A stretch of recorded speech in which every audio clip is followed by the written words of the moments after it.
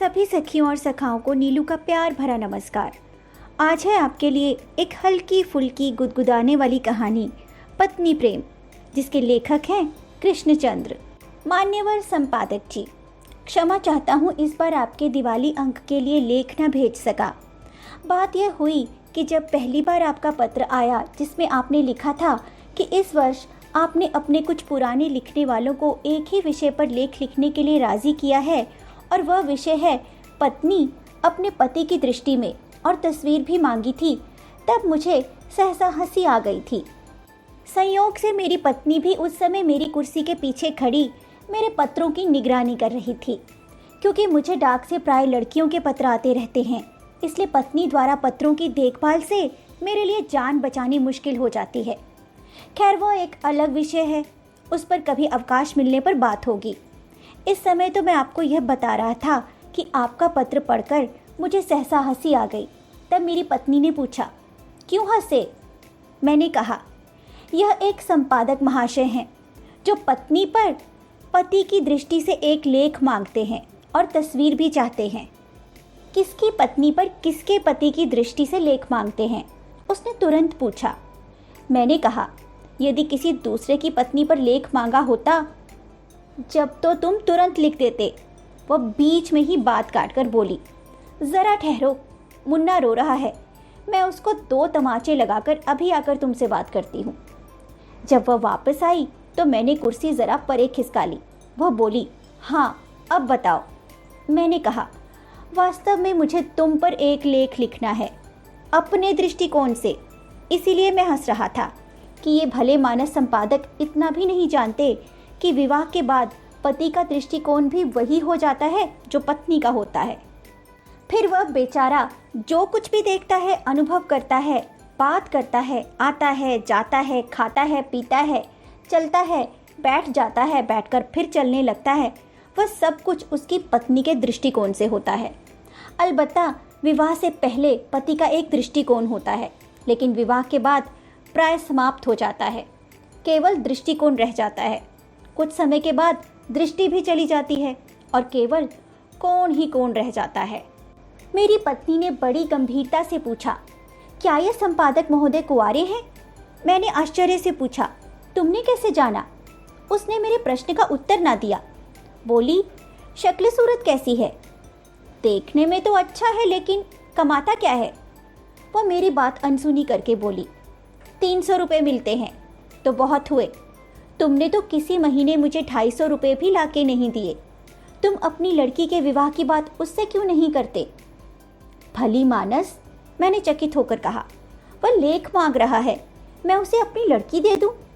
इस तरह से तो वह साल में 3-3 बार विशेषांक निकाल लेगा। मजाक मत करो, वह गुस्से से बोली। घर में जवान जहान लड़की कुंवारी बैठी है और तुम्हें उसकी सुध नहीं है। जब देखो बेकार कलम चलाया करते हो। मेरे तो भाग्य ही फूट गए हैं। और वह अपने आंसू पोंछते हुए मेरे कमरे से बाहर चली गई। 2-3 दिन तक मेरा भी मूड बिगड़ा रहा। कई बार आपका लेख लिखने बैठा पर कलम चली ही नहीं। चौथे दिन आपकी सहायक संपादिका मुझसे लेख मांगने आ गई। मेरी समझ में ये बात नहीं आती कि जब आप एक नौजवान और सुंदर लड़की को सहायक संपादिका रखते हैं तो उसे विवाहित लेखकों के घर क्यों भेजते हैं और लिपस्टिक, पाउडर आदि से सुसज्जित करके क्यों भेजते हैं? आपकी असिस्टेंट ने गहरे ऊदे रंग की कांजीवरम की बढ़िया साड़ी पहन रखी थी। हाथ में शांति निकेतन का चमड़े का बैग था। कानों में पुखराज के बूंदे थे। आप उसको वेतन क्या देते हैं? मैंने लेख तो लिखा नहीं था, इसलिए काफ़ी समय तक वह मेरे पास बैठी रही और मैं बहुत देर तक उसका हाथ अपने हाथ में लेकर उसके भाग्य की लकीरें देखता रहा। आपको शायद मालूम नहीं, मैं बहुत अच्छा ज्योतिषी हूँ और लड़कियों का हाथ तो बहुत ही अच्छा देखता हूँ। काफ़ी देर बैठकर वह चली गई। इस बीच में मेरी पत्नी ने पर्दे के पीछे से 3-4 बार झांक भी लिया था। जब वह चली गई तो उसने पूछा, यह कौन थी, क्या थी, किस लिए आई थी? मैंने कहा, लड़की थी, सहायक संपादिका थी, वही लेख मांगने आई थी। तुमने लिख कर दे दिया? लिखा ही नहीं था, क्या देता? हाँ, तुम लेख मुझ पर क्यों लिखोगे? वह झल्लाकर बोली, मैं तुम्हारी कौन होती हूँ? तुम बाहर की जाने कैसी कैसी गई गुजरी स्त्रियों पर लिखते रहते हो, लेकिन घर की स्त्री पर, अपनी पत्नी पर तुमसे क्यों लेख लिखा जाएगा? मैं सब समझती हूँ। आने दो उस चुड़ैल को दोबारा, मैं उसकी चुटियाँ ना काट कर फेंक दूँ। वह ज़ोर ज़ोर से रोने लगी। मैंने अपनी कुर्सी से उठकर उसे प्यार किया, बहलाया, पुचकारा, संभाला। बड़ी मुश्किल से उसने अपने आंसू रोके। उन्हें पोंछते पोंछते बोली, तुम मुझसे प्यार करते हो ना? संसार में सबसे ज़्यादा। मुझ पर लेख लिखोगे ना? अवश्य। अच्छा सा लेख?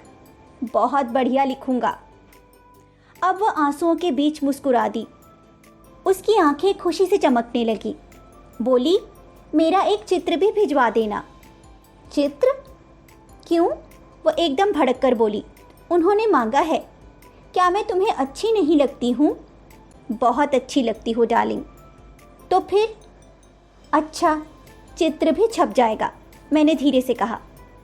तो चित्र खिंचवाने कब चलोगे? आज ही चलूँगा। वह बहुत प्रसन्न हुई, फिर सहसा उदास सी हो गई। बोली, लेकिन मेरे पास तो कोई नई साड़ी ही नहीं है। मैंने कहा, अभी पिछले सप्ताह।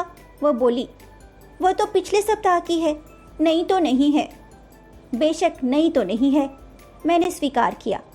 वह बोली, मैं नई साड़ी में चित्र खिंचवाऊंगी। मैंने उसे टालने के अभिप्राय से कहा, इतना टंटा क्यों करती हो? वह अपना पुराना चित्र भेज दो ना, जो बनारसी साड़ी में है। वाह, वह तो विवाह का चित्र है।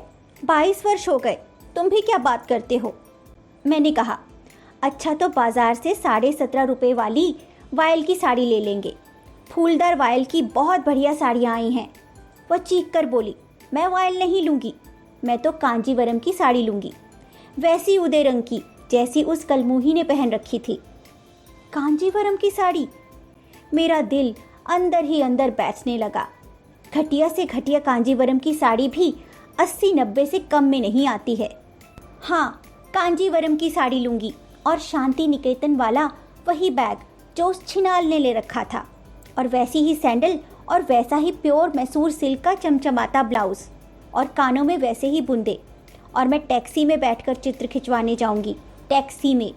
हाँ, अभी से कह देती हूँ, बस में नहीं जाऊंगी, नहीं तो मेरे सारे कपड़े खराब हो जाएंगे। औरों को तो टैक्सी में ले जाओ, और मुझे?